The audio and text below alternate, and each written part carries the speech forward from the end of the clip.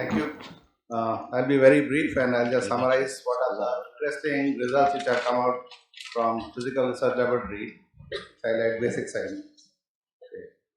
Now, one of the things that everybody is looking out for in the whole world is exoplanets, that if there are planets in other solar systems. Now, planets are too faint to be seen by telescopes, so the only way you can see planets in other solar systems, that is, planets around other stars, from the sun, is when the planet moves around the star wobbles and then the spectrum of the star shifts. So, by very precise determination of the spectrum of a star, you can figure out that there is a planet around it.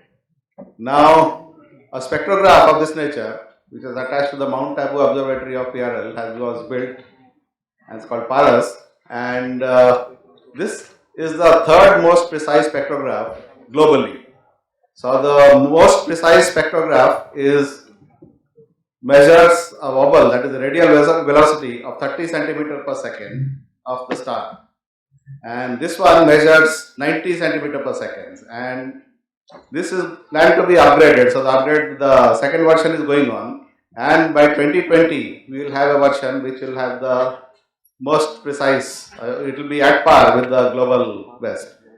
Now, in terms of discovery, there is this data I am showing about this wobbling of the star and the spectroscopy shift and how the light shift from the star. And this data indicates that there is a discovery, there is a 1 to 10 Jupiter mass planet. So exact mass is being determined by mathematical modeling. But this would be the first discovery of a planet coming from India, an exoplanet. Next, I'll talk something about some result in theoretical physics. Now, you must have all heard about the Higgs boson, which was discovered by the Large Hadron Collider. This was the first particle which was in 1960s, it was predicted to exist, and it was only discovered in 2012. So, it takes a long time from prediction to observation. And one of the things, so surprising, this Higgs field, like the ether in the old days, is everywhere. And people are now studying what else can it do besides giving masses to the particle.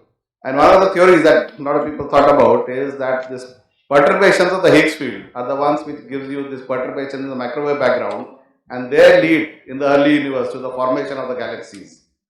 Now, the mathematical structure of that is what people have been trying, and one of the things that we were successful in doing is given a framework called supergravity. So the interesting thing is that the two equations that I have written, if you expand that explains everything in the theory. So you can encapsulate everything of this idea in these two mathematical equations. So the idea is that the Higgs field, which is there everywhere, can also explain your galaxies and microwave backgrounds. Next, I'll mention something interesting which has been pointed out by scientists from PRL. And that is that if you look at the solar activity, the sunspots and the solar wind, there is a trend towards a minimum, and the prediction is that the solar activity will go to zero in the year 2020. So this will have implications in terms of space weather and global warming and so on. So this is something that can be checked in other sectors, like monitoring directly the solar wind and other things. Last, among the achievements of PRL is that we have two Bhatnagar awardees. The last 2 years, 2015 and 2016, have been in earth sciences have been from PRL. And Jyoti Ranjan Ray, he is sitting here in the audience, and he is one of them. So I'll just mention one of his recent works. So they studied the volcanoes in Andamans, and the idea is that the Indian plate is going under the Burmese plate, and that is causing the volcanoes. And to prove the idea and to date that when this activity took place, you have to collect rocks from various places and measure these isotopic abundances. And by doing this, they were able to date the activity from 1 million years ago to 1.5 million years ago, that this whole system evolved and started forming volcanoes.